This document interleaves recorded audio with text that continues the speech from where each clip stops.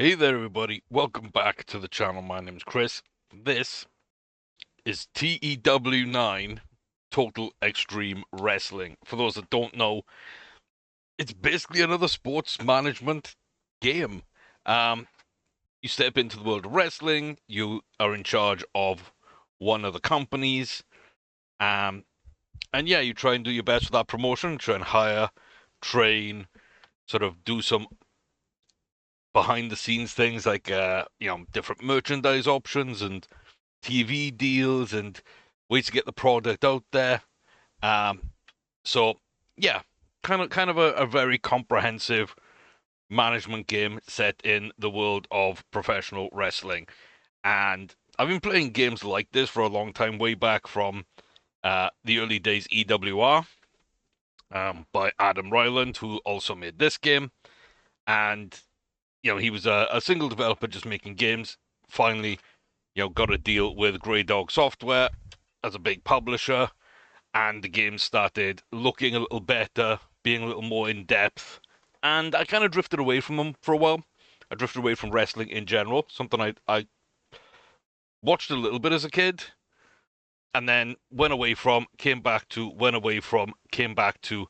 More recently, I've gone back away from it. I've started paying attention more recently, and yeah, I've got a very good friend on YouTube, Maxi, 21 Maxwell. But Maxie's been playing this a lot more than me, and I just figured that since I was thinking about it, and the way my brain works is always going to be, how do I improve this company? How do I get younger and develop some young talent that's going to take us to that next level? It's the same I do in all my sports management kind of games. It's the focus on youth. It's short term versus long term. Do I need to stray away from my goals to kind of put us into a position to where I can enact them, or am I just going straight from youth from day one, suffering the downsides that come with that, and then moving on from there? So I figured this would be interesting. Uh, don't know, like depending on what kind of response it gets, the more views, the more likes, the more comments, the more subscribers, the longer I'm going to keep playing these kind of games. So yeah, that's how you let me know that you like what you're seeing. Like, comment, subscribe. It helps out the algorithm. You should know this about YouTube, but they push certain videos depending on how much people watch it, for how long they watch it, how many likes the video gets within a certain time period, and also how many subscribers a certain channel has. So we're closing in. We're under 50 away from 1,000 subscribers. I'd really love to hit that goal. It means a lot of things behind the scenes for YouTube, which would be a massive help to me. But it's also just that nice sort of focus point to go for. So that's our target's 1,000. So if you haven't subscribed, and I know like 60-70% of people haven't, please do consider doing so if you enjoy the content. If this isn't for you, not to worry. Other playlists are up on the channel. Go check them out and see what you think.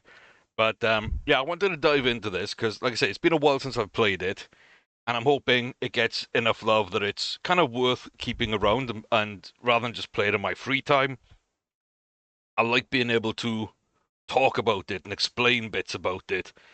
Um, just from a point of view of I can help people to learn to play who maybe think that it's a little too unwieldy or it doesn't make sense or something. So I'm still learning.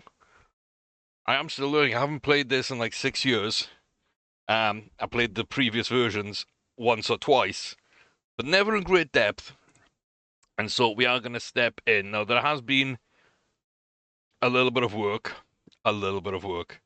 There's been a lot of work. Oh, there's been a lot of work. I've got a safety save, which is pretty much just this save. Oh yeah, and you've got to choose an avatar. One of the defaults was KSI, so yeah, KSI is all elite because that's who we're taking over as all elite wrestling. So the number 2 company in the world behind WWE, and a very, very big wrestler. We need 26. The game's going to tell you a lot of information. But in our office here, it's going to give us the most important things that are kind of note right now in this little box, which I really like. And it updates in real time. So if I went and did something and upset one of my people on the roster, and I come back to this screen, it would just be here and say. Or if there were already names here, I could click on somebody and it would take them. So even though things don't look like hyperlinks, a lot of things in this game are. You've got to know where things are. So, like here it says require 2 storylines. If I click here, it's going to take me into my storyline window and I can create storylines. So that's just kind of think of it as plans that the fans are in on. So if there's a world title picture, they know that one of our wrestlers, is chasing down the champion. I can put those two into a storyline. And I can kind of put them in different roles. You can see there's a main role and a supporting role. So I can set that up, and that builds, and it gets momentum, it gets heat. And when the fans think it's a good feud, and it becomes a hot feud, and that storyline kicks off, then we're all the better for it. And we need a certain amount. We need 2 storylines rated hot or above. So that's in red, because that's an issue. And also here, production, I can go to production. Somebody in the world that we're kind of competing with, which are these 4 companies, have better than us. And yes, because WWE has phenomenal production. They've got a fantastic live experience at their events, and their broadcast quality is top notch. So you can kind of see the white we match on, green we're better than, red we're against. They're just going to kind of give you a lot of this information. This is a skin, I will say that, before I get too far into this. It is a skin. It's called Febreze.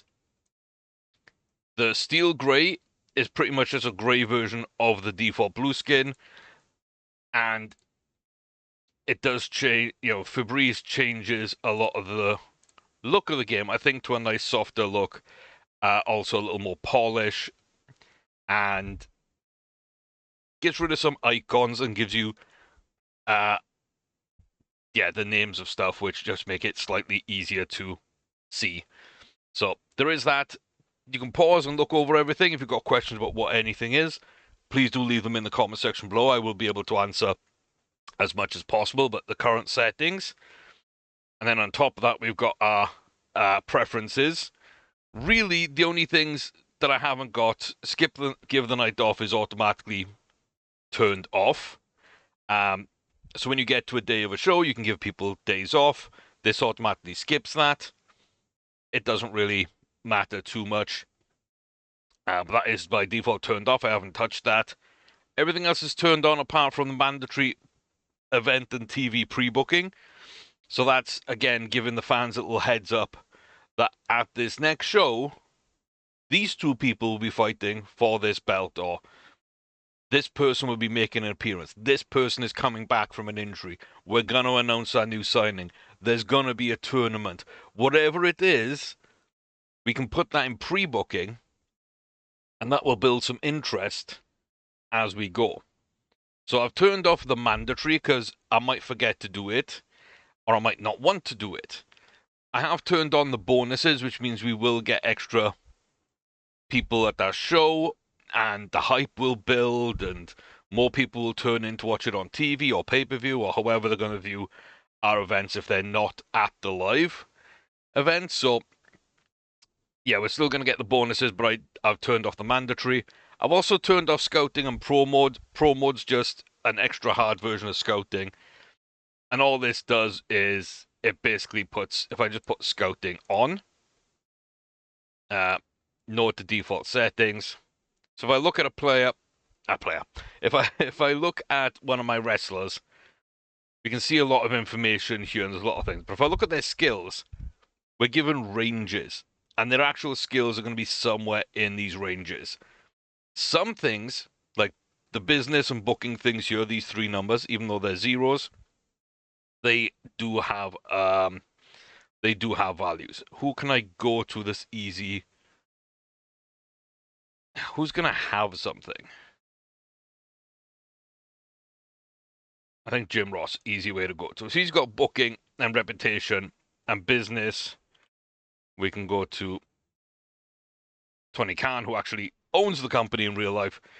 You can see here he's got business reputation. So these would be solid numbers because we know those. We know what the star quality of someone is. We know what their sex appeal is. We know how menacing they look. We know what their reputation in the business world is. We know their booking reputation and their booking skill. Booking is basically putting all the stories and booking the matches. So you're deciding who's going to fight who and for why, who's going to win, who's going to get involved, and how that plays into your longer story that you're trying to tell. Because that's kind of what this is. You can game the system and try and win and just get like the biggest numbers and become the biggest company, or you can be a bit more sort of role play with it and book it the way you think and the way you want to see it, and hope the rest kind of follows. But that's those numbers. Everything else is in a range. So if I just go back in, nope, into preferences, and then turn off scouting, and then we're going to look at Tony Khan. We don't have ranges. We just know all of them. So all of these that would have had ranges are now also distinct numbers. Higher numbers, the better for everything. So, yeah. This is a mod that I am playing, a modded database. So,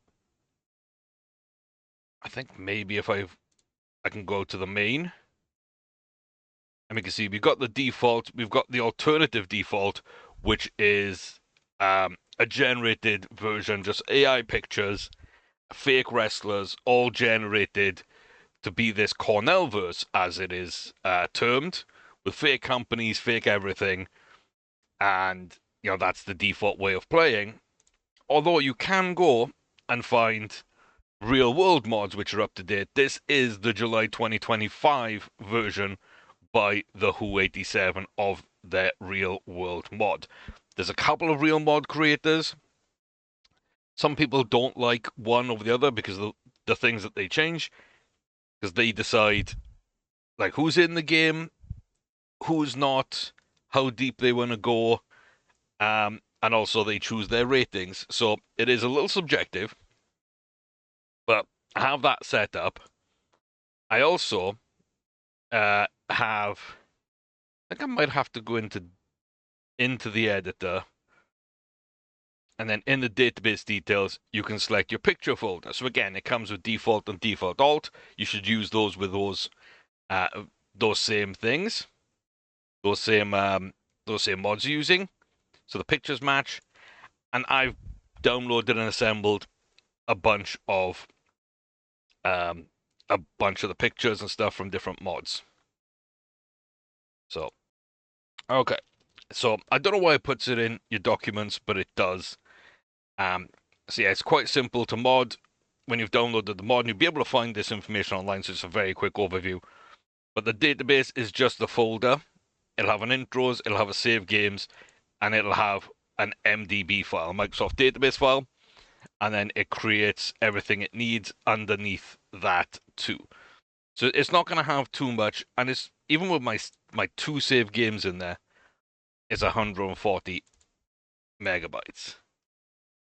It's not huge by any stretch of the imagination. 40 of that, so it's about 100 megabytes. So 60 meg for the database, 40 for each of those 2 saves. And then in the pictures, exactly the same. It just needs to have certain folders. So it came with a lot of these. So I've got a real world belts, I've got real broadcasters, I've got real events, real logos and their backup, so the backdrops. I've got pictures for people. I've got pictures for stables and their backdrops, and then I got TV. So all the TV shows are in there. All the stables that have their own kind of their own logos and stuff are in there. All the people from kind of fake people who I think can be owners, including people like Clippy. You want to be Clippy? You can be Clippy. There's KSI, Mr. Blobby. Um, so there's pictures for a lot of people in here. Timmy Mallet. I didn't realize Timmy was in here. That's fun. And then once you get past all the pluses. Oh, Vinny's in there as well. You get a lot of pictures for different people, which you can select. I say all the logos for all the different companies, the backdrops, um, the events. So each event can have its own, and you can just upload them on the fly. It's going to tell it to look here, so you'll be able to put them in this folder, and it will show up in game. You can assign it as you go. The broadcasters, all the real broadcasters around the world, in different locations, all around the world. So you can just see how many there are as we scroll down a lot, and oh my god, we're still on E. So over 3,000 items in that one, and pictures of all the belts, which we can assign as we want to. So everything's set up, and then there's just a couple of things here, like banners, random, defaults. These aren't in many graphics packs, and I think this was like 4 different graphics packs, maybe 3, but probably 4, and I had to put each folder in from those in separately, and then I copied from the other one banners, random, and defaults, I believe, just because it needs those folders there. It didn't need anything in it, but why not just like use the the files it already has in game to bulk it out. So that's just how you mod it. Skins go into a folder called skins, and they've got their own things in there. So it's really easy to mod, which is what I like. So if you are looking for something like this, do let me know if you are interested. I'll be happy to kind of track down the links I used to put this together, and maybe do a video instructing you how to do it fully, and take a look at the database itself, which I have. Like I say, you can just select your skin here, you select your database here. When you're in the database through the editor, you can set your pictures. It really is that easy, but there's so much information here that it's easy to get lost. It is easy to get lost. But I like what I've done. Like I said, I got the real world mod. I got all the pictures to go with that. I've got a nice skin. And you'd think you'd just be ready to dive in, right? But there's so much information, and there's so many things, and there's so much going on that it can be very overwhelming if you don't know what you're doing. So the first thing I did, I went and read the entire manual. So this little question mark is going to bring you to the manual screen, and you can double click on any of these and look. Some things don't have a ton of information. You know, some things have more information. It's going to give you everything you need to know. Me being me, I can't pass that information easily enough. So if you've been here any amount of time, this ain't going to surprise you. But we did go a little crazy. I went and rewrote everything from that in like little bite-sized chunks and in sections. So I've got my save game here. So I have edited my titles because we started with way too many titles at weird levels. So I've kind of changed the Continental Champion into a women's title. I changed this from secondary to primary as well because that wasn't right. So I changed this one from men's to women. I changed this to a primary title. And then I got rid of like 3 other titles. 4 other titles. TBS, TNT, Trios, and the Continental Championship. which is like the tournament, I think, where this was crowned or something. I'm not fully up to date. I don't know all the lore for AEW.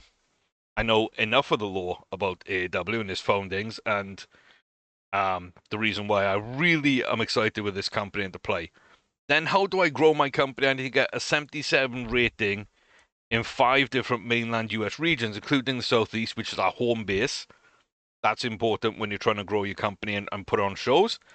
And 1 of either Great Lakes, Mid-Atlantic, or Mid-South. So, because we're in the US, there's different regions to every country. So these are some of the ones in there. These are 3 important regions to our home region. And so we need just 5 in the US at 77. One of these important ones and our home base have to be in that 5. The other 3 can be anywhere. Then we will go from a medium company to a big company. I believe it's insignificant to tiny to small to medium to big to huge to Titanic, which is basically covering the whole world.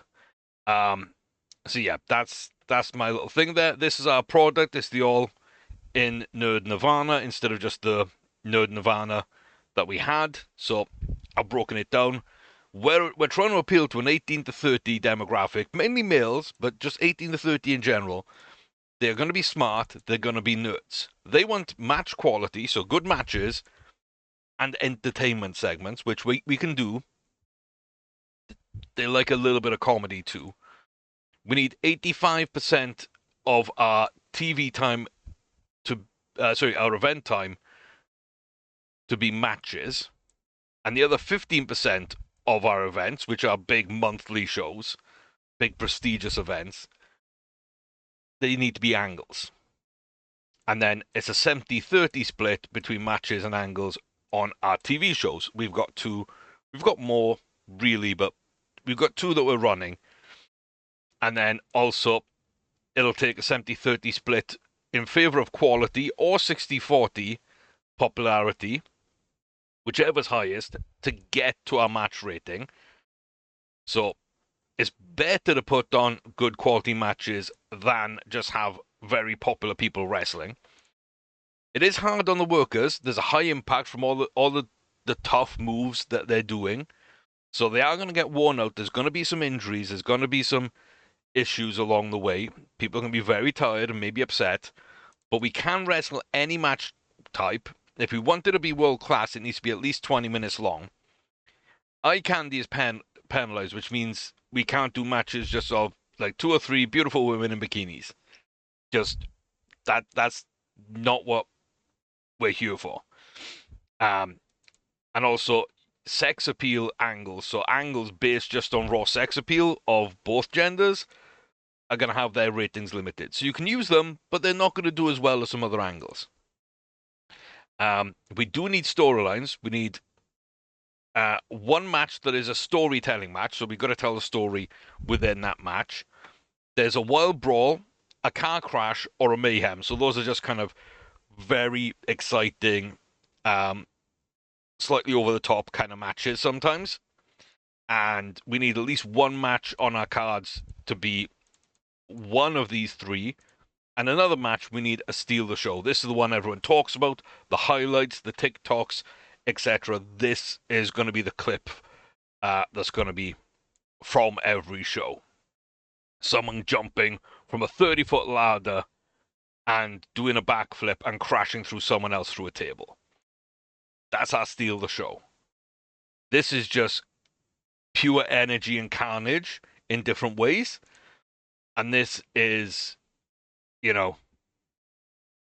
an even battle. Someone makes a mistake. The bad guy cheats, gets on top, starts beating down. You think there's no hope. The comeback, but it's not quite there. And like a storytelling, something actually has a story that keeps you gripped. You're interested to see what happens next because the story these 2 people are, or more people, are telling. So we need a little bit of everything. That's kind of the way this kind of works. If we have a crazy bump, like a 30-foot ladder drop, or a stump bump where, you know, someone looks like they got really badly hurt, even if they didn't, or they just took a risky bump, then that will give boosts, but you're running the risk with those, so I'm not going to try and. Some wrestlers, especially Mexicans and some Japanese and other places around the world too, but really it's huge in Mexican culture, especially, they are anonymous. So they take on a personality and wear a mask over their face. That is a big thing. Nobody knows who they are, and they do not take that mask off in public ever. And if they get unmasked, usually by losing a match in the middle of the ring, it'll be a hair versus mask, a mask versus mask, or mask versus career. So if the person in the mask loses, they remove their mask, or the other person removes their mask from them.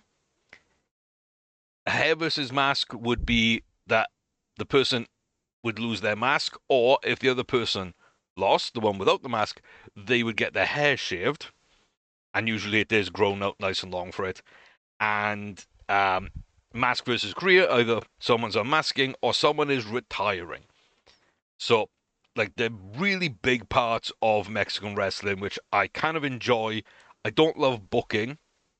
I like watching now and again, but I'm not huge into the Mexican style of wrestling. Every country's kind of got their own style, a different way of doing it.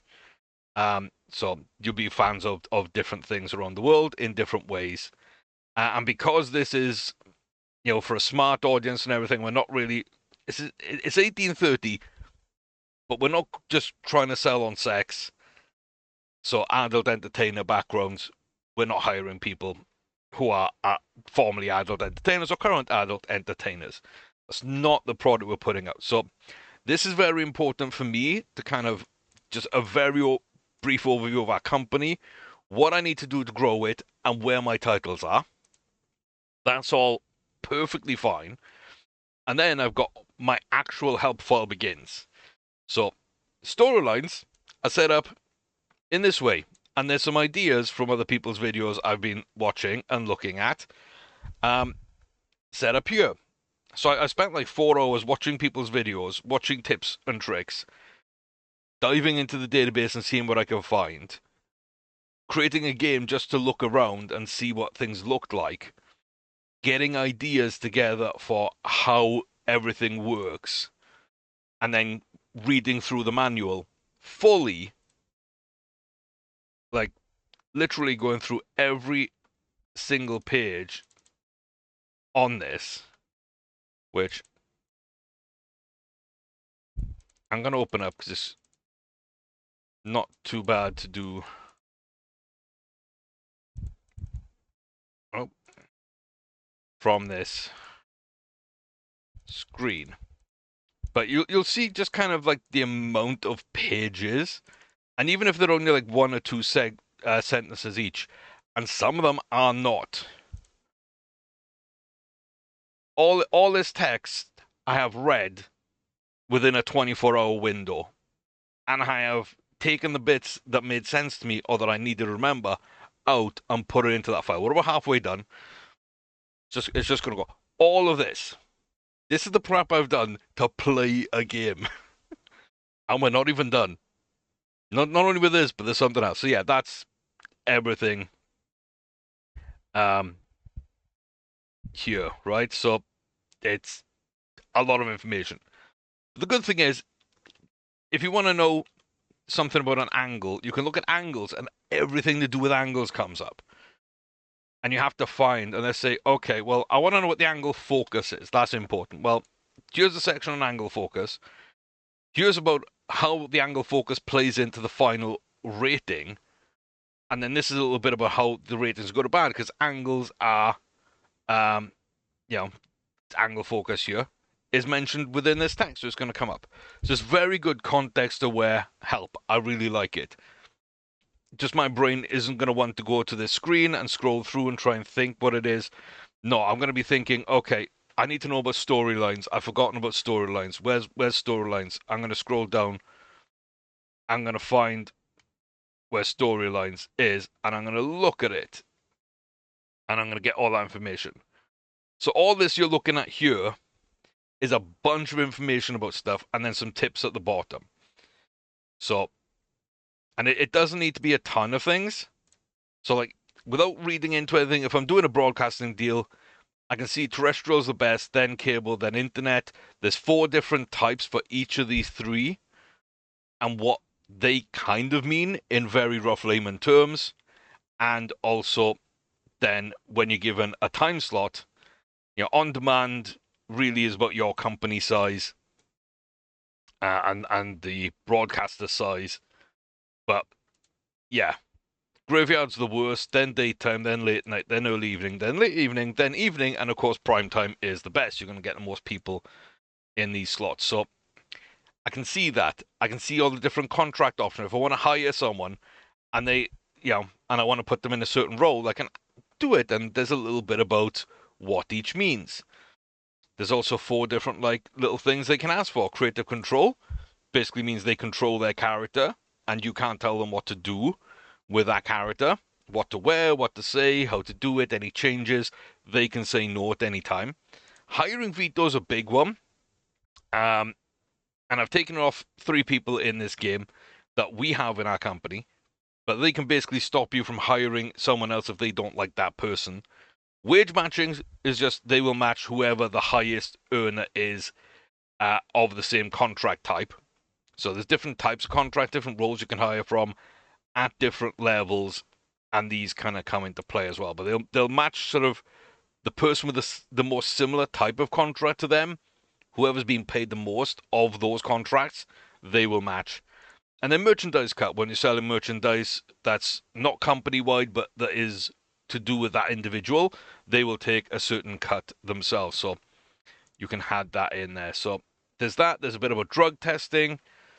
There's a bunch here about how to put on shows or how much money it costs put on shows. Booking matches. There's a lot of verbose text here from somebody. And then my kind of notes here. So I'm still kind of going through this, but everything's formatted, everything's readable. Each section has got 2 spaces in between so I don't flow in through one another. I've got my single lines here for my subheaders. I got double headers here for the big sections. And yeah, like anything I need to know, I've kind of got here, and then I got my working space at the top properly delineated. So, like, status orders stuff, I've got that here. I've got that here in the same kind of way, and I got that here. So every game I play, I tend to do this. That being said, if you also have seen anything else I've done, you know I love Google Sheets. Yeah, I may have gone and typed out all the useful information about every single worker that's currently on our roster. So this is everybody. There are 210 people. Because number 1, of course, is my header. So 210 people I've written out everything from Aaron Solo all the way down to Zach Gibson.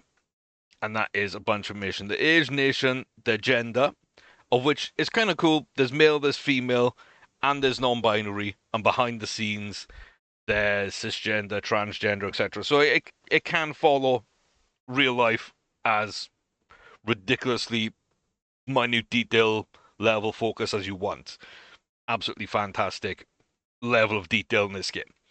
Then the different roles, there's a bunch. You can be a wrestler. You can be an occasional wrestler, which means you don't wrestle all the time, but you're available to wrestle sometimes. There is... It might be easier to do it from one of these guys. So wrestler, occasional wrestler, a manager, someone that doesn't actually fight, but does a lot of talking on their client's behalf, usually if their client isn't a very good talker. So they're not charismatic, they haven't got good microphone skills. They could do with someone who's really good at those things to do their talking while they do the fighting. This is for referees. So you need referees to kind of adjudicate each bout. And they're built off the refereeing skill. And yeah, play-by-play announcers. They're the ones that call the actions, the moves that are happening in the ring, who's taking the lead in the bout as it's going on. They're commentating the action in the ring, and it's kind of more sports orientated. That is play by play. And then the next one is a color commentator. They're the ones that are either being funny or being controversial. They're not so much focusing on what's technically happening in the ring, but they're bringing the interest in via their sort of color commentary. They're adding color to the broadcast in that way. So it's called color commentary. Personalities. This can be anybody from an on-air personality that is like a backstage interviewer, a ring announcer, a chairman, a CEO, a general manager. Just anyone that's in these sort of fake positions can be a personality. And then a road agent, which is basically behind the scenes. They help put matches together. So you will go to them and they will help you kind of come up with the moves you're going to use, the finish of the match, who should go over and why and in what way. And they're going to help the creative process between the wrestlers that are going to fight. They're going to have their input. So there are 8 different things. And so I've got those all set under roles. And you can see some of them have multiple different things. You've got referees, etc. So that's easy. I can set up a filter to like look for certain things here. You can do this in game too. To be fair, you can do this in game. You can filter by all this stuff. It doesn't quite have it laid out as much as I want to. And also I find it easier to do my way. Disposition, heel are bad guys, face are good guys, babyface and the heels. Their gimmick, that's just kind of what you think about them when you're like looking at what type of character they're playing. So these guys are cocky guys. Adam Page, Hangman, is a cowboy. Adam Copeland, aka formerly Edge, otherwise known as Cope, I renamed him away from Cope because I bloody hate that name, is of course back in the day and ever since has been the rated R superstar. Alex Abrahantes, he's the manager and announcer. He's a hype man. And he's a good guy. So he's going to be very positive and hyping things up. There's a suitability for those gimmicks when it isn't working out. Like, we got some legendary gimmicks, very good and great. Then we got some adequate. Then we got some poor. And we go all the way down to awful. So you want to change the bad gimmicks or tweak them, which we'll get on to as we play.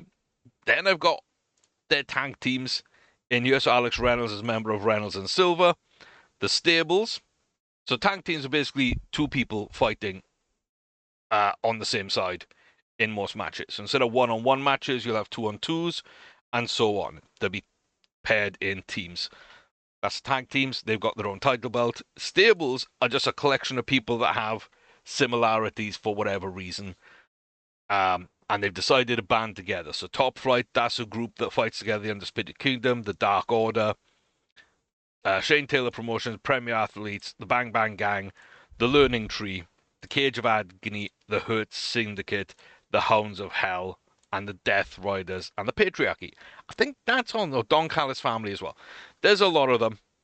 And then in management, like, it's either who they manage. Like, I know Alex Abrahantes manages Commander.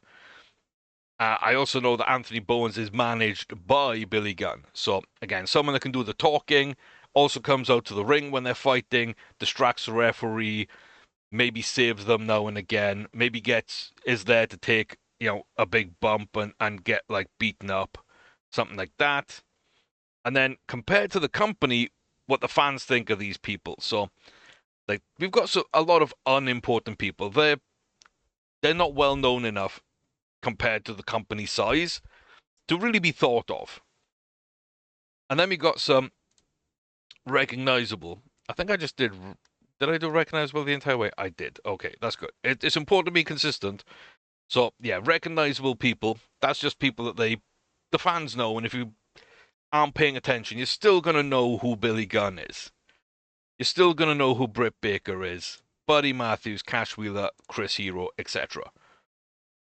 Then we go up to well known. Like, oh, now a lot of people know who Adam Copeland is. A lot of people know who Adam Cole is, baby.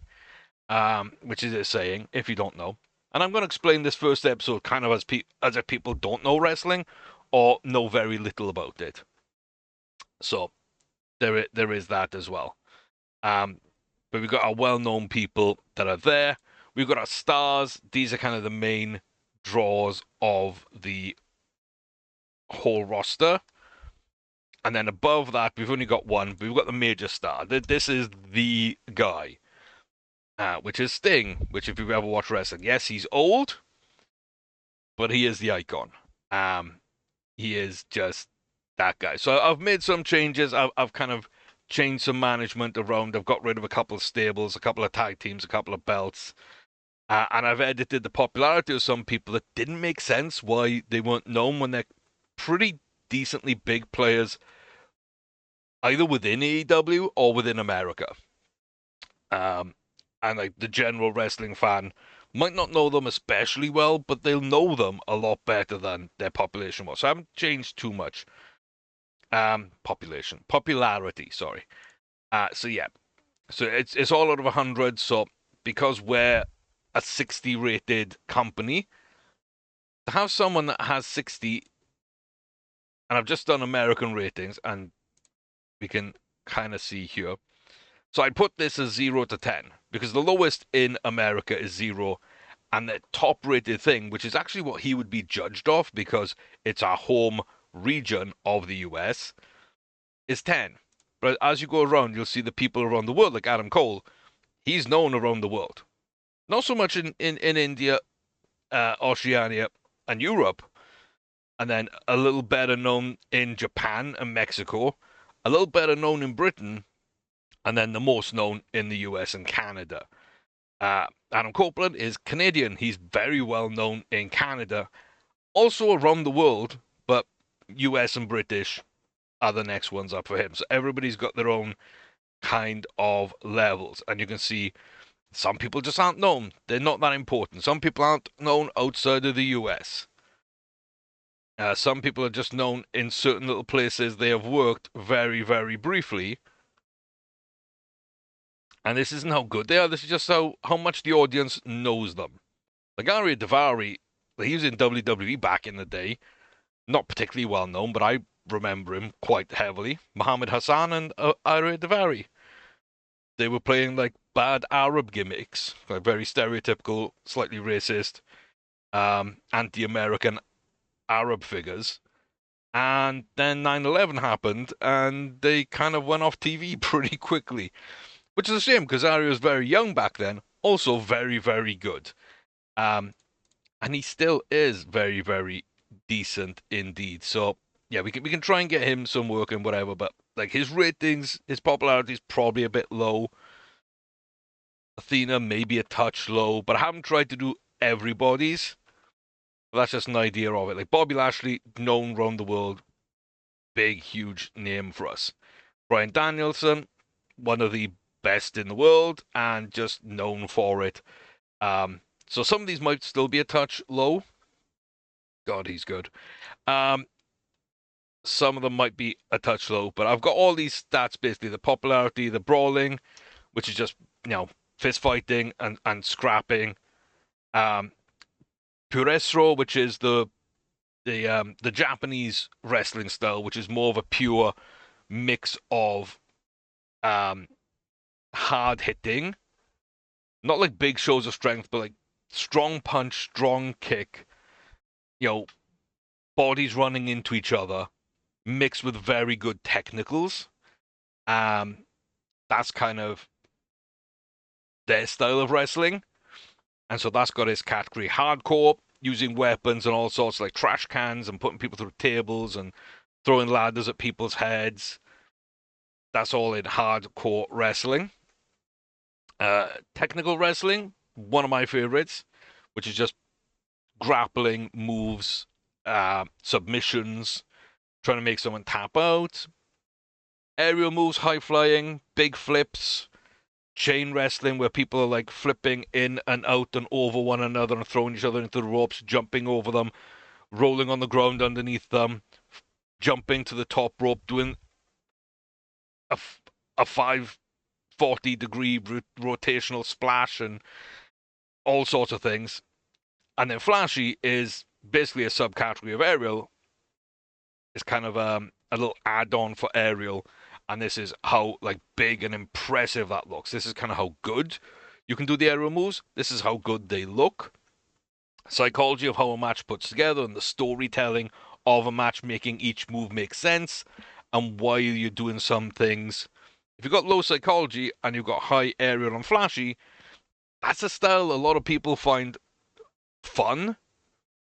And it's one you see a lot of TikTok clips of these big, impressive, just kind of high-flying moves. But usually the matches don't make sense, and they don't feel right, and you don't feel like you've watched a movie because it's got low psychology. They didn't know how to put it together. It's just a bunch of high spots, one after another. So a little spot fest is what we call those, and they can be fun. But I'm a big fan of technical and psych as my two big categories of wrestling. Then their experience. This will climb the more matches they have, and so some will come in with 0, and then they'll move all the way up to 100 eventually. The respect, which is just kind of starts at nothing, but like how much respect within the business they've got. It's very hard to get low levels, and as you get more, it sort of speeds up. Most things, it's easy at the beginning, slows down as you get really good at it. Respect's something you gain very quickly. So when you have no respect, it can be really, really tough to even get the tiniest bit of respect. But that tiny bit of respect is going to mean that the next bit of respect's a little bit easier. And then it becomes easier and easier until it builds. Reputation starts at 50. How the wrestling world sees you. If someone says your name, are they going to think well of you from a personal standpoint as well as what you do in the ring and the way you conduct yourself, the way you talk about the sport? Higher numbers are better. And then a bunch of skills here as well. So how well do you know the basics of wrestling? Just the fundamentals of the moves. Selling is when you get hit, how do you sell it to make the crowd think that you hurt and make that move look better? How consistent you are. If you're really consistent, you can have more matches at the same level. If you're inconsistent, sometimes you're just going to have an off night. Yeah, safety. Lower numbers mean you're going to hurt people more. Stamina. How long can you wrestle for, and how sort of intense can you wrestle before you start tiring out and start making mistakes? How athletic are you? How powerful are you? How tough are you? That's kind of how realistic you can make moves look. Can you make them look like they hurt? And then with selling, your opponent is trying to make them look like they hurt. So it's a very interesting one. Resilience. How likely are you to get injured? Most people are going to have this at an 80. If it's below that, then they're a little more inclined to be injured. So we got some people there. And then you got how charismatic are you? How good of a talker on the mic are you to get your point across? How good at acting are you? Looking shocked when, someone says something or does something or attacks one of your friends. Like, how good of an actual actor are you? Your star power. Someone looks at you, do they think star? Do they not? You look at Sting, you think he's a star. He's a star. Shelton Benjamin, he'll be pretty. He looks a bit like a star. He does look a bit like a star. Sanjay Dutt, not as much. Sean Dean, no. I don't think anyone's looking at Sean Dean thinking, oh, what a star. And Stokely Hathaway, they're looking at him thinking, that's just a dude. That's just a dude. He looks like me. Sex appeal, very much the same kind of way. Just pure physical attractiveness. And then menacing, how scary does someone look? And then you got your play-by-play, color, referee, stats here, so how good they are at each of those, how good they are at running a business and like actually owning a company within the game. That's not really used for anything you're going to be doing. The booking reputation, how much are you respected as a booker within the world of wrestling? So Stokely Hathaway can book, but he's not very, very well thought of. You know, we've got some other people that have got some. Tony Khan is thought of as a 50.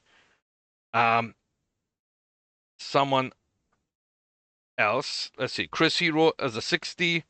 So this is your reputation. Excalibur 60, not bad. Jim Ross is thought of very well. Like, if you want someone to book your content, write your TV, write your storylines, Jim Ross is thought of as a good guy to do it. But is he a good guy to do it? Yeah, him and Jeff Jarrett are both thought of roughly the same within the wrestling world. But their skill? Well, Jeff's got a 70. That's still pretty good. Jim Ross has got an 80. He's get good at this. And so you'll see that. I've also got then their wage, what type of contract it is. So how much are they going to get paid for every show they appear on? Some are paid nothing. Some are paid a decent amount. They're all going to be written. I've got the end date for their contract, the restrictions on the contract, whether they're in ring, whether they're out of ring. So in ring is wrestler or occasional wrestler. Out of ring is anything but wrestler and occasional wrestler. If they're specifically only an announcer, only a personality, only a manager, the avatars who we're playing as, which is why there's a special one there. If they're only a referee, if they're only a road agent, if they're whatever, it'll be in here. A color commentator. Everything will have their own thing. And if you can put them as anything, if their contract doesn't restrict them from being anything, you put them. That's what the nuns are for here. Talents. Everybody has a bunch of stuff in here, so most people have a lot of different things. Daniel Bryan has just the most, and I'll tell you everything here. I haven't written them all down, but what's important to me is certain things. So I know Mike Bailey's creative, which means he'll do more in given segments and stuff. He'll just be more creative with the way he approaches things, have a better output.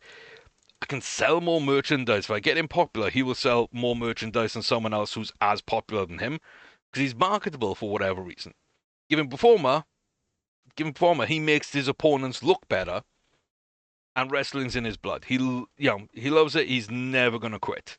He's here for wrestling. He's not here for money. He's not here for anything else. Positive outlook. Tag team specialist, talent spotter. If there's a good youngster, they don't mind losing to that good youngster to kind of put them over and make them look even better, give them a win that they don't deserve and aren't popular enough for. But this could kickstart someone's career. So talent spot is good. Improv training as well, really good. So when they're on the mic, when they're talking to someone, interviews, call-outs, showdowns, etc., they're really good at that. So I've got a lot of stuff here for their talents. And then issues. What works is this. What doesn't work is this. So former drinker or drug users, control freak. Like if they're ever the booker of a company, they're never going to give that up. John Moxley. I love John Moxley, but he does have a tempo, which means he's going to start fights backstage, and other people are going to upset him more. And that doesn't work for me, brother. Is something that's like, well, yeah, okay. Normally you talk and you decide who's going over, who's going to win the match, and John Moxley said, well, that doesn't work for me, brother. I'm not losing. So yeah, injury issues, like if Josh Alexander gets an injury, it's most likely going to be his neck. That's a huge thing. Katsuyori Shibata is Japanese. He doesn't speak English. Okada speaks passable English. Keith Lee has fat genes. He's just going to struggle. He's always going to gain weight. He's going to struggle to lose weight. And so on and so forth. Checkered past, problems with the law. Not former, but a current soft drug user. There are steroid users. Selfish performer, doesn't put anyone else on. Musician, he's a real life musician. He might leave to do gigs with his band rather than wrestle, and he might decide to leave the business a lot easier because he's got a music career. Trent Barretta's a smoker. That can affect his stamina and other things. Marina Shafir is an MMA fighter. She might just book some time off and go fight in MMA fights. Outside interests, they can leave the business. They can get out of the world of wrestling because they got interests outside of the business. So yeah, I've got all these set up in one place so I can easily go through and see. And then I found everybody that had a role or ability to do certain things. And now I know that for my commentary team, it's only play-by-play. This is the only column that matters. My best 3 play-by-play announcers, so the ones that call the action, John Moxley's wife, who isn't an announcer, but is a backstage interviewer, Renee Paquette. She's going to be an announcer for me. Jim Ross is in his 70s.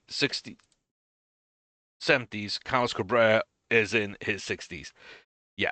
So they're quite good. I need at least one of these in each show. So I need 2.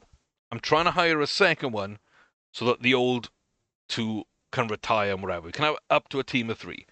So they're basically going to be the third men on each team. Renee's going to lead one team. Whoever I bring in as the play-by-play is going to be the other person. And then color commentary, like I say, usually supporting the bad guys and kind of joking and laughing and making it more fun and interesting rather than just wrestling action that they're calling. We've got some guys. But Chris Jericho is a wrestler, Bryan Danielson is a wrestler, Samoa Joe is a wrestler. They're not done wrestling, but they're my best color commentators. And Excalibur can do some things okay. We got really bad sort of play-by-play here. Although, to be honest, 75 I think is the highest in the world currently for play-by-play. And we've got some other people in here, wrestlers and behind-the-scenes people and retired people. And even a referee that can do color announcing in Rick Knox. And like I say, I copied them all over, so I've got a little list built in of all my people here, so I can figure out who to book as my commentators. I have 6 referees. These 2 aren't so good, because if we go to the referee skill, you see they're not amazing. And then these 2 are okay, and Rick's pretty good, and Bryce is actually the best referee we've got. So I'm trying to hire another 2 or 3 referees as well, just so I have, really I think I want 4 for each show, just so they're not doing too much work each night. But he'll handle the biggest match of the night. Rick will handle the next one down. And if I have 6, let's say I have 6, the most important match, the main event, will be handled by Bryce Remsburg. Rick Knox will take the semi-main. So that's like the setup to the main event. And then the mid-card, which is the 2 in the middle of the card, will go to Aubrey Edwards. And the opener and the lower card will go to Mike Posey. So he'll take the first 2 matches of the night. She'll take the next 2. He'll take the penultimate, and he will take the big show-stopping finale. And so I'm trying to hire more people to kind of... Oh, I just dropped something, but doesn't matter. He will do that. So I've got my list set up, and I know I'm going for more people. Road agents, and yeah, these are a bunch of wrestlers, really, and retired wrestlers, but great minds of the business. And they're done through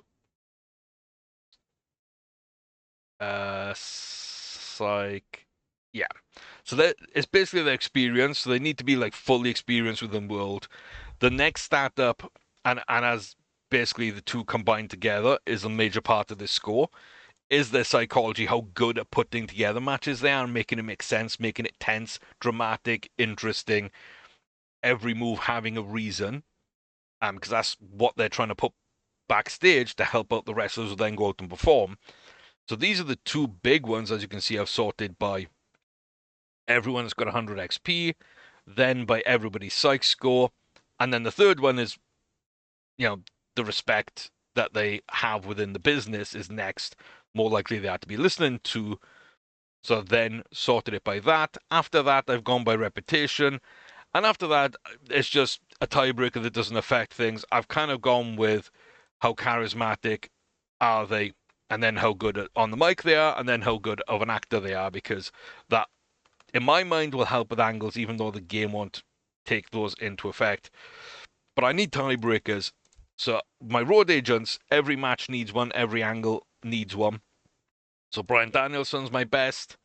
He's my best wrestler. He's my best road agent. He's my best backstage guy. He's my figurehead of the company. And then we got the icon Sting. Then we got Dean Malenko, was a phenomenal technical wrestler back in the day, the man of 1,000 holds. Jake the Snake Roberts, just pure psychology.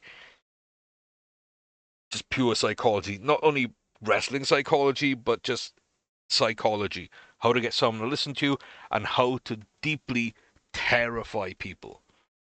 Like, spooky ass son of a gun when he spoke. Love Jake Roberts. Good technical wrestler.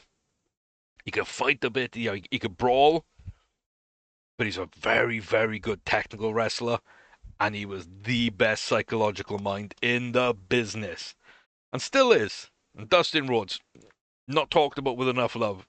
Dustin, the natural, is slightly overshadowed by his brother at times, definitely overshadowed by his father, who's a legend, but Dustin has done great character work, comedy work.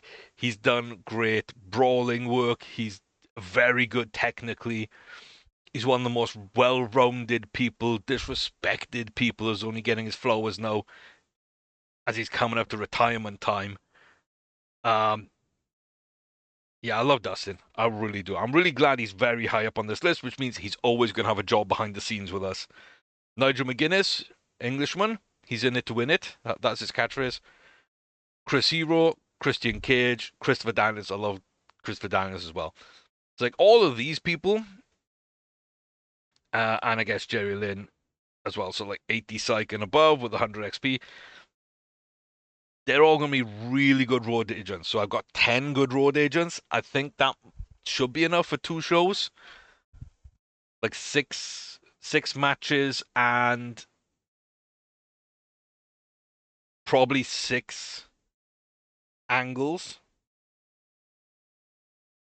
We can get another couple. We can get another couple, and then everybody be doing an angle and a match in order from the bottom of this list, working our way up to Bryan Danielson calling the main event. Yeah, it's that kind of idea. But I've got this table for those, my backstage personalities, and also this is where gimmicks come in useful. So I've got a 13-year-old. His dad was a wrestler who sadly passed away, and was the leader of the Dark Order. And so Brody Lee Jr., from like a very, very young age, has been known as -1, because a lot of these members, it's like a cult, basically. They're referred to by numbers, rather than by their names for a long time. So, welcome, -1, Brody Lee Jr. So 13 is very young, but he is a member of our roster, and that's, in real life, he's been very well taken care of, and basically has a job for life with the company, as and when he needs it, wants it. It's brilliant the way they've looked after the family, to be fair. He is a face, he's a good guy, he's a member of the Dark Order. He's very young. So he'll just show up in Dark Order stuff now and again. Very, very sporadic. But as he gets older, 16, 17, 18, he's probably going to be, if he wants to be, he's probably going to be a lot more involved with things. So yeah, these are just personalities. So these could be almost anything, but they're all backstage interviewers, hosts, etc. KSI is an internet influencer, but you can see that Justin Roberts is the ring announcer. His gimmick is that of a ring announcer. It can be that simple. Alex Marvez is a commentator, so he's a play-by-play commentator. Tony Khan is a staff member. I mean, he's the owner, CEO, whatever you want to call him. But in here has gone into the staff member, so gimmicks are quite decent here. And again, this is just basically their charisma, their mic skills, their acting skills, their star power, their sex appeal, and their menacing. That's kind of what these characters are all about. So they'll be talking, they'll be acting, they'll be in backstage segments, they'll be in video packages, they'll be hosting segments, they'll be interviewing wrestlers. They'll be booking matches on camera, settling disputes behind stage. Like everything you see that's not in a wrestling ring, they can be a part of, and they can have a good impact. So that's the personalities. And then I got my shortlist, which isn't full, but these are people that aren't on my roster. But I've got what type of contract, what company, the end date for that, and a lot of information about them. And there's some big people on here. I really want to get this trio. Bronson Steiner doing business in WWE as Braun Breaker right now. His uncles were very good wrestlers. Cody Rhodes, Dustin's younger brother, who was one of the founding members of AEW and one of the brains behind putting together. There's 4 people, 3 are with our company. Cody left to go back to WWE, win the title his father never did, and there's a whole thing at WrestleMania 2 years in a row about him finishing his story. Beautiful storytelling. Beautiful storytelling. But I've got all that information, their talents and their issues. A lot of these are Japanese. Then we got Mexican Andrade, steroid user, speaks passable English. Azume can't work in the US and doesn't speak English, but we can kind of get around one and she might learn the other. So she's very young and very good. So I've got all these down. I've got so much more to go through and add to this list. There's also a blacklist in-game as well, which we can look at too. But yeah, that's a little look at the entire game. I fired Eddie Kingston. He's fantastic, and in real life, I really like Eddie Kingston. And I like his no-nonsense attitude. My only problem, really, was that he doesn't like people that I really like and I'm going to be leaning on pretty heavily, which is Chris Hero and Claudio Castagnoli, a.k.a. Cesaro. So yeah, the fact that he doesn't like those meant that when I was promoting them to different positions and using them, he was getting upset and causing problems behind the scene, which is why I fired him, and he now has a negative opinion of me. So he was released. But yeah, he is... Yeah. He's a fantastic performer. He's very over for our company. Not a lot of people are at 50 or over. This hurts to let him go, but I felt I needed to. I felt like I needed to for the betterment of my company. Patrick Clark was known as the Velveteen Dream, and yeah, there was all kind of scandal with him, and nothing's been proven. He's never been charged with anything, but he does seem to be persona non grata within the industry, so I've blacklisted him for now. We might take him off later and use him. He's very good for someone that's only 29. And there is some popularity to build off, but he does have this sleazy personality type. There's like 20 different personality types. He has this one, but you know, nobody's perfect. And I don't think he's done anything wrong. There's definitely not been proven. So benefit of the doubt, innocent before being proved, until being proved guilty, I guess. Tessa Blanchard is 100% a bully and is just a phenomenal wrestler, very young.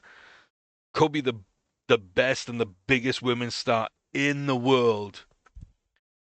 But she is 100% a bully and a problem backstage. And even though I can get around that and I can work with that and mitigate that and really benefit from her skill set, just like Patrick's, yeah, she's blacklisted. So I will never hear about her. I will never be recommended her or him. Oh, Eddie, sadly. Sorry, Eddie. Love you, brother. But I got a book for the company. So, yeah, that's a little look about the game and the setup and where we're at. Um, I have edited the booking team, which adding Chris Hero is kind of what kicked Eddie off in the first place. I've got rid of some people, but yeah, Brian Danielson, our superstar, is there. And again, we can just click on his picture and remind ourselves of how good he is in the ring, how good he is as a ring agent, how good he is just keeping everyone safe and doing the right things, not only just making things look good and technically being good, but everything behind wrestling.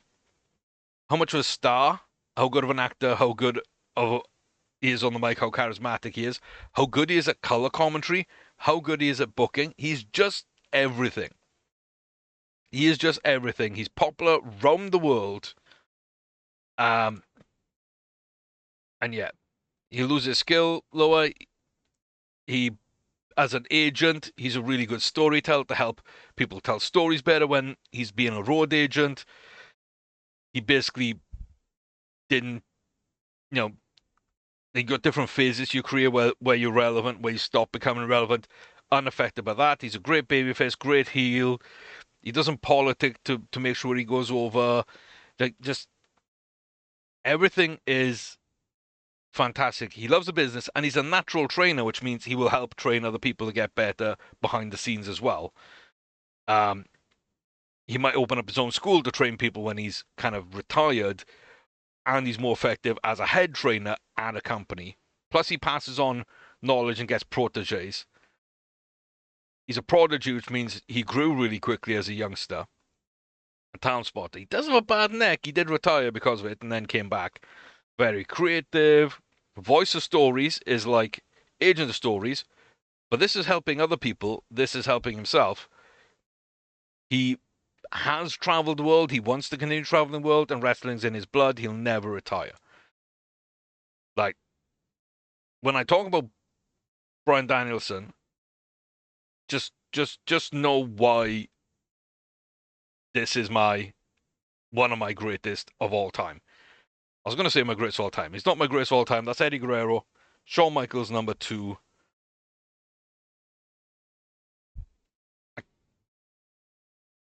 I've got to put Owen Hart for even as short his career, and he could have been just mesmerizing as my number 3. And then it becomes a bit tighter. But modern wrestlers, Brian Danielson is definitely there. He's definitely there in that mix. Christopher Daniels, Samoa Joe, AJ Styles for their TNA stuff, also very much in there. Very much in there. Sami Zayn, Kevin Owens as well. And all those are very similar-ish types of wrestler and people. Not the most obvious choices in a lot of ways. Which might give you an insight of the people I like and how I like them. But good old JR, Jim Ross. Like, he's a very good booker with a high reputation. Chris Hero, same. Excalibur is solid. And Jeff Jarrett, Double J,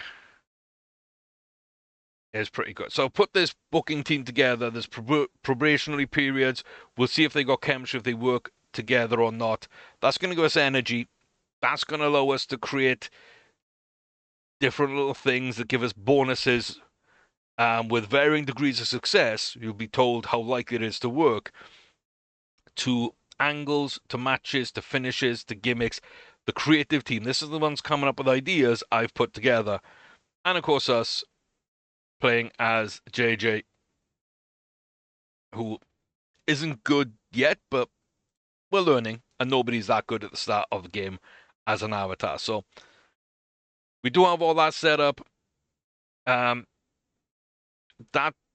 group is also going to tell us who our franchise players are, who the next big thing is.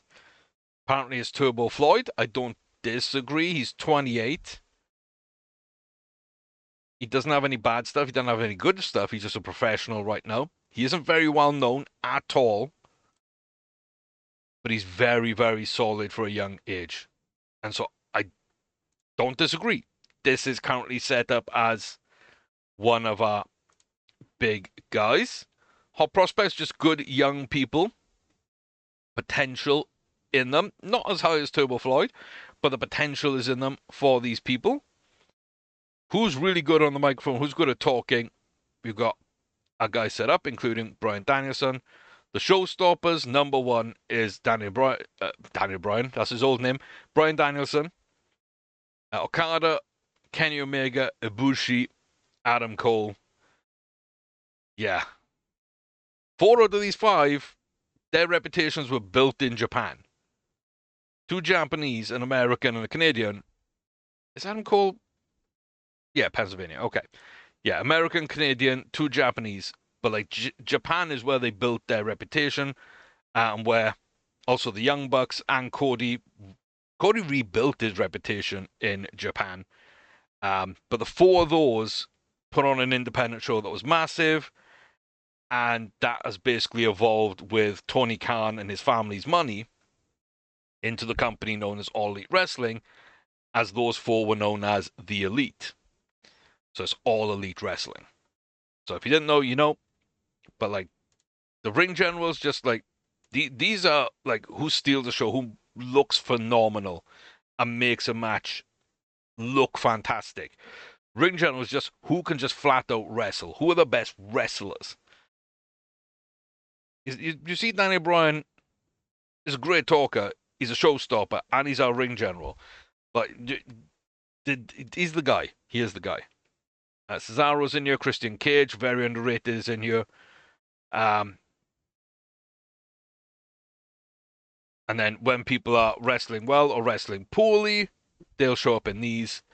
And hidden gems from around the world. This will take a little time, but this is going to give us a little look at good wrestlers out there that don't appear on a blacklist that we can take a look at. So you can see a little bit around them. So Brandy Lauren, she's unemployed. She can work in the UK. These are the places you can work, and if they're green, you can work there. We can also ask her if she can work, if she wants to try and work in either of these. Does she want to retire or unretire? What role she should start working as well as is she okay with high content risk or injury risk? Changing the style of wrestler she is, because currently she's just a regular wrestler. We can adopt a different style. Lose weight, gain weight, get in better shape. Take steroids, not really great, but it does make them look impressive and get a lot stronger really quickly. So, and then there's lifestyle issues, which I think is if they have drug habits, etc., you can ask them to stop. Depending what they think of you, and like if you're a big company, they're employed, they're looking for a job, they might agree. But some people have hard and fast no's, and that's just the way it is. So she only really wants to work in the US right now. She's based in the Southeast, which is where we're from. She is a professional. She's been wrestling for 9 years. She's only 28. She is a wrestler. I mean, I can look at personal here, but for foreign people and non-native English speakers, we can tell. And also for anyone that's got second or tertiary languages, we can tell here. We can also say that she is dating Joey Janela and a protege of Sara Del Rey. So we got a lot of information. We can kind of figure out a bunch of things. And in the past, she has been used under the name of Ava Story. So we could choose to use that. We can make our own, etc. But yeah, she's okay. She's an okay brawler. She's a good technical wrestler. She's got okay for her age and how low her experience is. You know, she's got basic psychology, and her reputation is 50, which means she hasn't done anything bad. Fundamentally, she's good, apart from at power. So she's not gonna be the strongest and not gonna look the strongest. That's fine. And she's decent everywhere else, she's really attractive. She looks a little bit like a star. She's got some charisma to her, but really is a blank canvas. A lot of like 40s in everywhere you want to look at them, and just someone that's good looking, very athletic, and who could turn into someone better. We'd have to introduce her to people because no fans know her, but she is known in the Southeast, which is kind of where we're from. And again, just professional. So we could go and negotiate and set a deal. So I'm going to do a written 2-year deal because that's kind of anything more than that, they kind of say no. But we would just pay her $30 every time we used her, and that's it. She get 10% of her merch sales. And I can canvass opinions, and if anyone likes or dislikes her, they would say, but nobody in the locker room has anything to say. I'm just going to make that offer, and we can see our offer here, and no other companies have outstanding offers. I've offered a bunch of people. Yeah, she's in there. Joe Coffey, the Scotsman, is in here.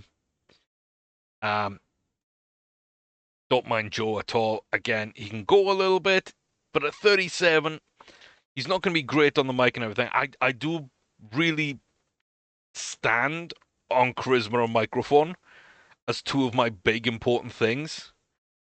So technical, psychology, charisma and microphone be my big things, with then acting and star quality behind that. But they need to be good here. So like 60s and above here. And they need good technical, good psychology, and good stuff here. And then here. Like I've got this little list of things I'm looking for. And at age 37, he's not quite where I'd want him to be. He's a little bit over. He's not very over. But he would be good in a tag team. He's tagged with his brother a lot. I can't remember his brother's name, but there are two Coffees. He's got a nice little cocky swagger to him. So when he plays those kind of gimmicks, swagger gimmicks, he's good. And if you just wanted to make him look like a badass, he plays that well. He's in a good mood. Impossible not to like, so he's really good behind the scenes backstage. Yeah, he doesn't complain about putting people over unless they're way below him in terms of popularity. And he's great at playing heel or baby. So he would be pretty good. I've got people like him. I've got people like him that are slightly younger. And so, yeah. I think keeping an eye on him, sure, yeah. But not something I'd want to really look at. Michael Elgin, 38, Canadian. He can wrestle around the world. He's definitely a good wrestler. He's got really good fundamentals. He's menacing. He's just not charismatic or good on the mic. And he's an agitator, which means he will stir things up backstage a little bit. He loves wrestling death matches, which we don't really want to do. They're super dangerous matches. But, again, very solid. Ronda Rousey, former MMA star, wrestler personality. Got the performance here I want. I'd like her to be better on the mic, but she's charismatic and a star quality. She's got good fundamentals. She's got decent technicals. Psychology's a little low. She is still learning, but she's 38. And to be still learning at 38, a little bit of a problem, but pretty over. Pretty good. She will decide just not to put someone over sometimes. She is a little bit of an egomaniac, but she's got some really good things. And as the bad guy, could be really good. But I wanted to put people over, so that would be a bit of an issue. I think we've got a contract out to her, though. And then Chris Dickinson, again, is 37, so everyone's about this age. Can work everywhere. Really good brawling and pulo wrestler, just fantastic, but not bad elsewhere. He just doesn't do the high-flying stuff. Everything else he's really good at. He's very good fundamentally. He's kind of not impressive performance-wise. In-ring stuff, good. Put him with a manager. good. Put him in a tag team with someone with like high star quality, and him kind of being the accompaniment, the kind of sidekick, I think could be absolutely fantastic. Just no reputation to work from, but he's a realistic badass. So, yeah. But the booking team's going to tell me a little bit about things. I can do a lot of different things along the way. Figurehead is kind of who's your guy. It's Daniel Bryan. Who's the heir apparent? Nobody. I don't have a ton of people with some good things and not enough bad things. You don't need that. Stables list, like I say, of the groups. Different people have different different roles. Like Shane Taylor's leader of Shane Taylor Promotions, and different reasons. There's brotherhoods, there's gangs, there's cults. So you can kind of see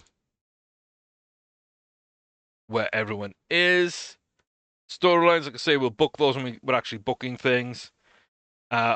Active tag teams at the moment with their experience, what they've done in the past, also who is in the tag team. Again, you can just like click on people and go to their page. So like, it doesn't look like it, it's not highlighted, but these things are usually hyperlinks. Bunch of text. You can see kind of, these are heels, these are faces, heels. So a lot of these are like high experience people. The Guns, they're brothers. In case you couldn't tell, they look quite like each other and a decent amount like their dad. And then new tag team, Brody King, Buddy Matthews. Turbo Floyd, who are being told to kind of make into a star of the future. He's currently in a tag team with Truth Magnum, the Outrunners. And yeah, so we've got all that set up. Our title belts, like I say, I've really pared this down from like 8 or 9, and everything's kind of set up the way I want them to be. I can set up tournaments. I've got announcers kind of set up at the moment, but I'm going to change these around. So for my big events, at the moment, I've got these 3. For my Dynamite TV show, I've got these 3. And then for Collision, I've got these 3. I will be changing those. I just wanted to mess about with them. Broadcasting's all the TV deals and events we have. We can find more as we go along. I'll cover those later. We've got 2 TVs right now, Dynamite and Collision. You can see Dynamite is shown in better places and more often. Collision's the second show. It's only shown a little bit here and there. We've got all our events set up. We've got Rampage, the old TV show that we're not currently making. Dark, which was another small show that we're not doing, and Dark Elevation, which was an add-on for that we aren't doing. But they are there if we want to do them in the future.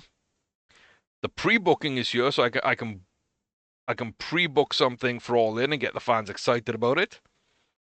We went over that very quickly. Who's away currently? Well, people got upset at me, so I sent Matt Jackson, Nick Jackson, Kenny Omega, and Brandon Cutler on vacation because they're all friends, and I upset them by mistreating other members of their friends and also some of them by removing them from booking committees and backstage duties.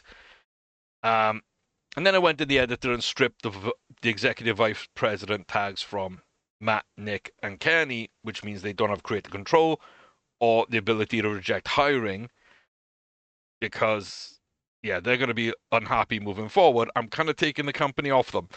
Both in storyline and in the way I'm going to be doing things moving forward. So there is that. Ibushi's got a foot injury. He can work angles, but he can't work matches. Same with Keith Lee, but with a body injury. And we've got Tay Mello and Ruby Soho currently pregnant on maternity leave. So they're basically gone for a year. You can see that. Then our backstage, you can see that Relationship issues. Adam Cole's broken up with Britt Baker, so that's a negative relation affecting the morale in the locker room. Everybody else here has positive, and again, there's a decent amount, and you can see here that Kenny is just friends with people.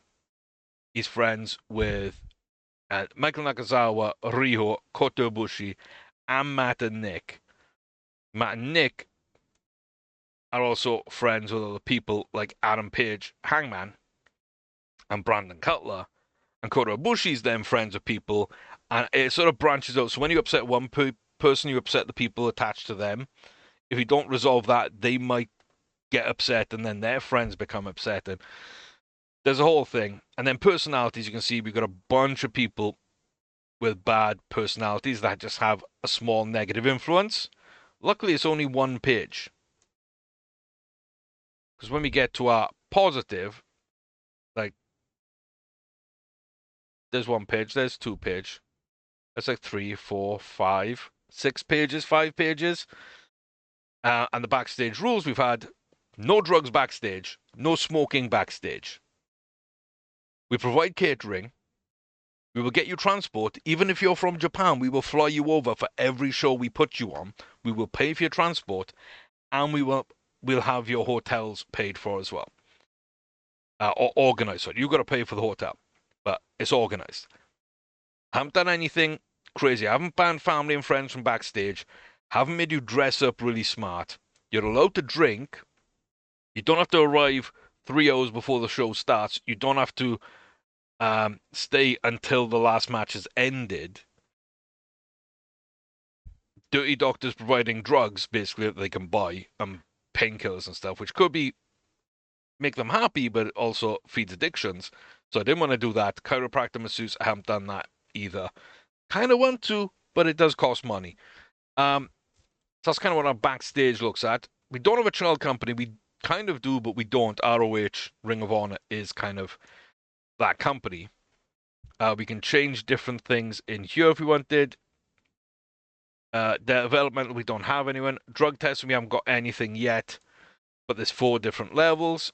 We will be figuring that out as we move on. What else needs to be looked at? Investments, we can invest in a bunch of them. We can create a new company.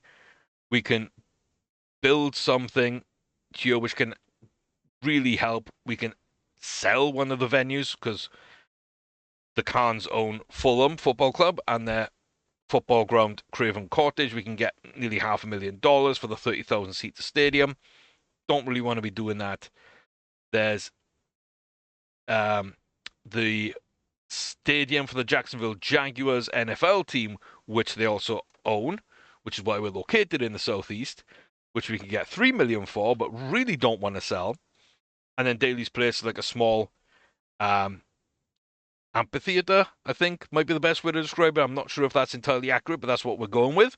And we can get 80 odd grand if we wanted to sell that. But if we're running shows in the UK, well, we don't have to pay to go to Fulham. We can just do that, and 30,000 is great. For regular shows, 5.5 grand in our home territory is probably really good. We can go there.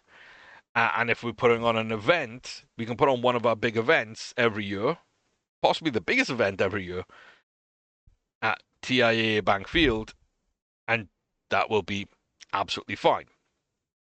So there's a lot of information. We can launch our own broadcasting service as well. Don't really want to do any of that. We can donate to charity.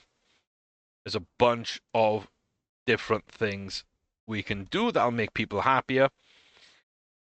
Merchandise, like I say, there's different levels and different ways that we're doing things. I kind of want to do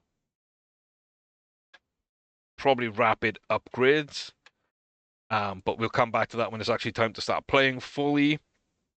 We are the owners. We don't have an owner's goals. Production, we looked at a little bit. Like I say, these are where we're below currently. Not going to touch those right now. I think we're fine. We haven't promised anyone this is the size, so this is where I took the information about growth.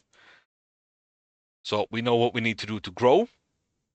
Yeah, we're currently at 40 everywhere. To get to big, we need 77 everywhere.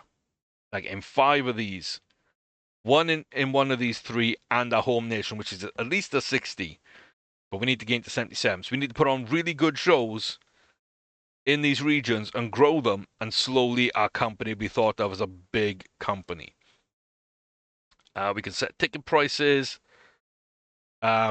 which will do different things, different prices based on our popularity, which in our home region is closer to this 59. So, right now in our home region where we've got the most fans, most interest, $19 to go see a big event, 15 to see a TV show, and a house show, which is a show we run without any cameras and probably without many, if any, big stars, would only be $8. If we went very cheap,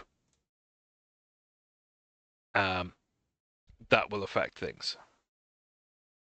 So you can kind of see how that would change things. We haven't got train facilities. We've got an alliance with Ring of Honor. I mean, really, there are a child company, so it shouldn't really be an alliance, but that's what it is. We're not in battles with anyone, really. But in various regions, we'll kind of see, like, our company size plus our big stars and how it compares to other people. So pretty much always number 1. But you see little bits of movement around the US in different areas. Dirty tricks, we can kind of try and sabotage other companies, but not right now. We've got different relationships with people, and there's reasons why. I've been going in and basically making friends with a bunch of people. TNA don't really like us, even though I've given them a bunch of stuff. They started off a bit upset at us. And NXT have a mildly negative opinion, probably because those are the 2 closest to us in terms of size and who we're really competing with right now. And then talent trades, those that we have relationships with, I can try and send someone over. I mean, Ring of Honor is stupid because that's our own company, so they're going to say no. So I can ask for someone, and then, yeah, if I sent them Hangman Adam Page for a little bit, for 1 appearance, they would probably send me anyone because Adam Page is fantastic. Yeah, so like Jeff Hardy be probably the biggest name they've got, of course. Solid popularity, we could use him. But also we would be giving them Adam Page for an appearance, which I don't think is truly worth it. So, yeah, we can kind of do the thing. If we wanted Jeff Hardy, Adam Page,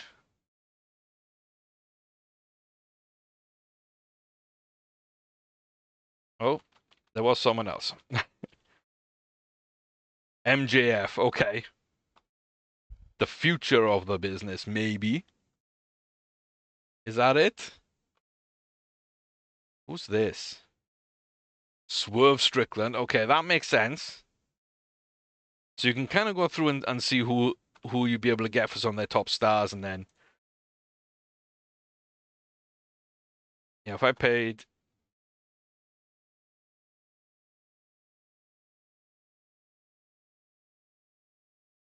a decent number of monies,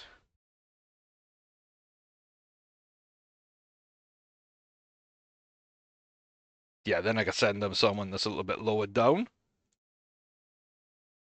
If I say why not, they'll give me an idea. They don't like different wrestlers for different reasons. That's all fine. As well, that's not huge deals. So, kind of interested there. We've got a lot of this information in here. We can check the game world, how good the industry is doing in that country, how good the economy is doing in that country. More fans will come here.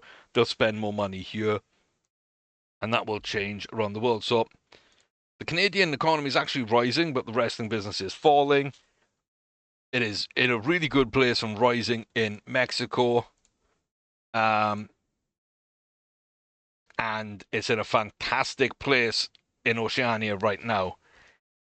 It's a strong economy, a very strong wrestling industry, and both are rising.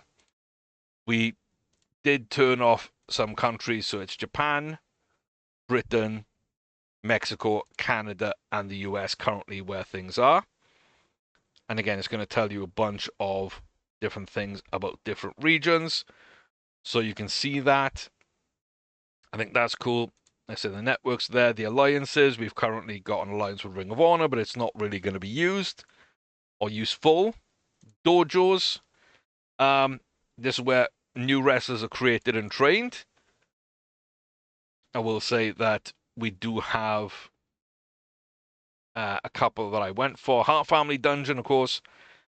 That's probably the best non-owned one. So we're currently paying $12,250 a month, and we'll have first refusal over the 7 people that will be turned professional this year.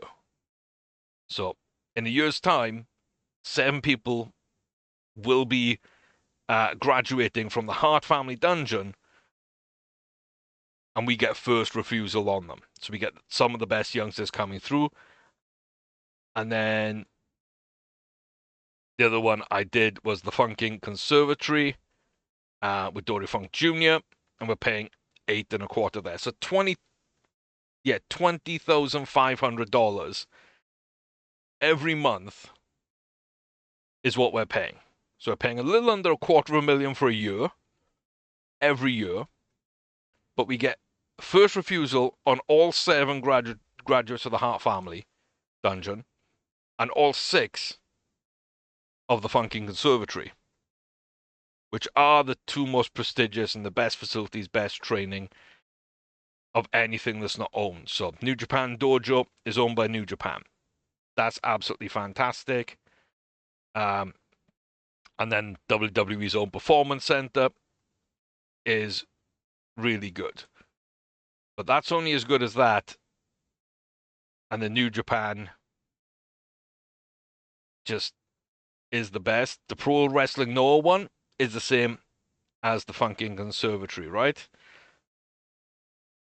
So there's one better. There's one as good as the Heart Dungeon. There's one as good as the Conservatory. And I think, yeah, All Japan and Big Japan also have their own dojos in Japan, so that are pretty good. But I'm happy with that. I'm happy with that. We haven't built our own. When we get enough money, we will do, and so on. Yeah, that's the training. I can look at all the workers in the game, and I can search by all these different things to find different people, which is how we've got our shortlist the way that we have. There's a ton of people in this game, an absolute ton of people. The different companies and how they all break down. And then we're back to our new screen where it'll show some stuff here. But really, we're going to live in this spot here on the office screen. So, yeah. So the idea is to try and learn how to play. Try and play well. Try and bring in through some good people. Train up some young people. Get them popular quite quickly. Get a lot younger, a lot better. Put on some absolutely fantastic shows. And then probably create their own company to be a development territory, so I can send youngsters to learn and develop down there, while at the same time being in a very good place,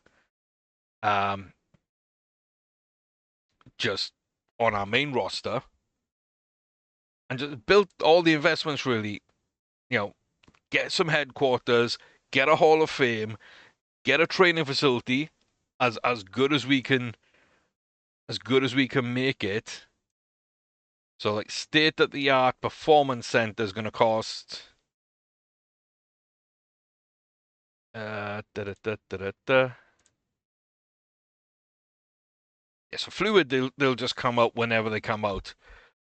Or we can set a certain time of year they will all graduate. But yeah, so 7.5. Like, that's not bad. State of the art dojo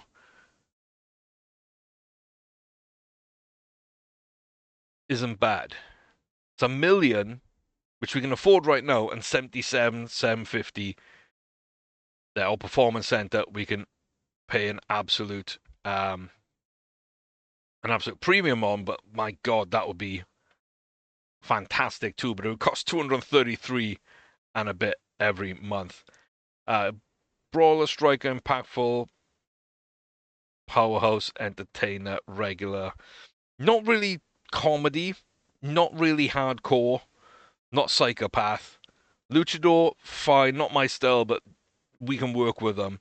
High flyer, and then my technical guys and daredevils, MMA crossover. That's all fine right there. So that's kind of how I would set this up if I was doing it.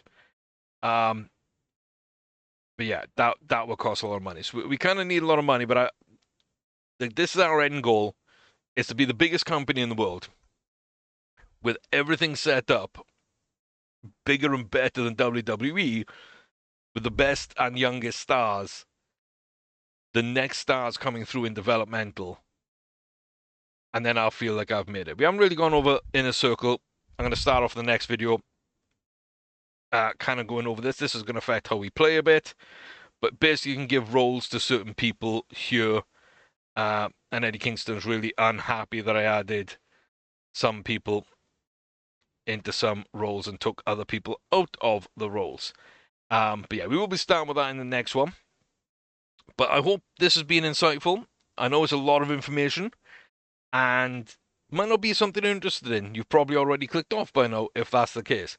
But I'm excited to take this journey back into TEW after 6 years, 5 years, closer to six. Yeah, closer to six away from the games, and just like jumping back in and learning. I've prepped a lot. I spent like 4 to 8 hours reading everything and watching videos. Then I spent another 3 or 4 hours collating that information into my own document that makes sense for me. Then I spent, no word of a lie, 12 hours creating those Google Sheets to set up the way I wanted, and then just playing in the game without even going to the next day. Another hour on top of that to add people to shortlist, to set up the company in certain ways, do certain things, just like talk to a few people, send some people on holiday that I'd have set up my inner circle, set up my booking committee, like all those things, like an hour of actually just playing in the game, and then like another 2 hours exploring, setting up the shortlist, and looking at all the database things there as well. So kind of almost 3 days without playing a single day in game.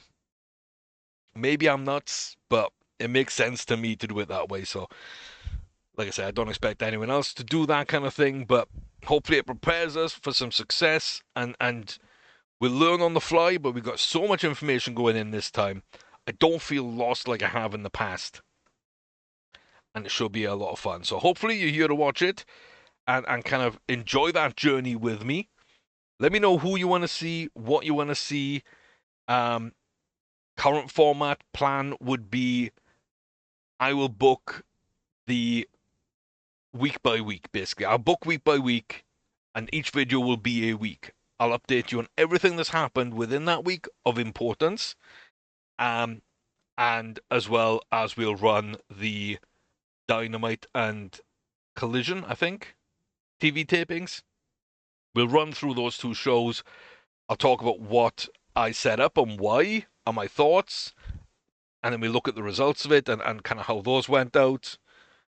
Um, and then anything else that happens within that week that I'm doing after the shows, I will kind of go over that. So that would be a typical video of it. When we get to an event, that event will be a standalone, and there'll be more kind of attention paid to that.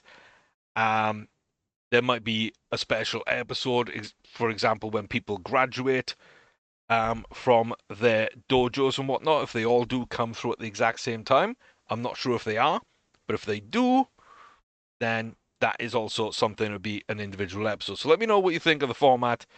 Like I say, people to go out and hire, people to sack, tips, tricks, any questions you might have, what you want to see, what you don't want to see. Let me know. I'm trying to customize this to make it as watchable as possible for the people that are here. But all I ask you, do your bit. Loads of comments. Smash a like video on every single video. That's a huge help, especially at the start of a series. It's a huge help. And subscribe. Like, doesn't take much time, doesn't take any money. If you do those for me, then I'll be able to put out some great content along the way for you guys. And that's kind of what I'm here for. And I'm excited to see what happens within this game, how we mess it up, how we thrive, whatever it'll be, it'll be. But yeah, do let me know. While you're there, check out the other playlists available on the channel. Do also, if you're able to, check out the memberships. Would really appreciate it. Understandably, things are tough right now for everybody, so I get it. Believe me, I do, but I will mention it. And yeah, I'm going to leave things there. Long intro video. I think going over the game, how it works, the mods, all the setup I've done for it, my thoughts, and a very brief overview of what we've got already and some of the changes to the database that have been made. I think I did it in a shorter time period I could to fit that much information. Agree, disagree, you let me know. But yeah, till next time, thank you very much for bearing with me. If you're still here right now, in the comment section down below, do put, I don't know, like someone is all elite. Like Chris is all elite. How about that? Or put your own name, is all elite. Or put a random wrestler name that you want me to sign or take a look at or highlight in the next video as their name is all elite. So let me know. And thank you for being a part of this. Really fun. It's going to be really fun. I can tell it already. So yeah, I'll see you next time. Take care, stay safe, all the very best to you, and wish us all a lot of luck. Because we got a long way to go, a lot to do, far too many people on the roster. One of the first things is probably going to be a little bit of a clear out and setting up who we want to push, what youngsters, what people we need to get over and get the rivalries kind of set up through storylines there and make our plans for our first shows. So, wish me a lot of luck and I hope you enjoy the ride. See you then, folks.